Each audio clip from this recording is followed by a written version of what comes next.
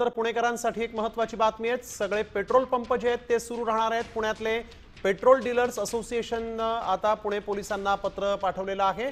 Police आयुक्त नितेश कुमार यांना ते पत्र लिहिलेलं आहे। कर्मचाऱ्यांवर होणाऱ्या हल्ल्यांमुळे यावेळेस जे पेट्रोल पंप जे आहेत ते बंद करणार असल्याची भूमिका घेण्यात आली होती आणि आता आपण बघतोय की हे पेट्रोल पंप सुरू राहणार आहेत तसं पत्र देण्यात आलेलं आहे। पोलिसांनी लवकरात लवकर एक संयुक्तिक बैठक घ्यावी अशी मागणी पेट्रोल डीलर्स असोसिएशनने केलेली आहे। गेल्या आठवड्याभरात पेट्रोल पंपावरील कर्मचाऱ्यांवर हल्ल्याच्या 3 घटना घडल्या होत्या।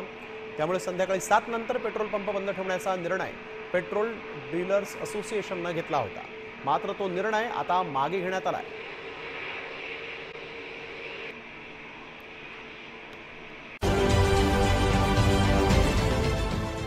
देश विदेशातील प्रत्येक घडामोडींचे लाईव्ह अपडेट मिळवण्यासाठी आता साम टीव्हीच्या सर्व सोशल मीडिया प्लॅटफॉर्मला लाईक, फॉलो आणि सबस्क्राइब करा।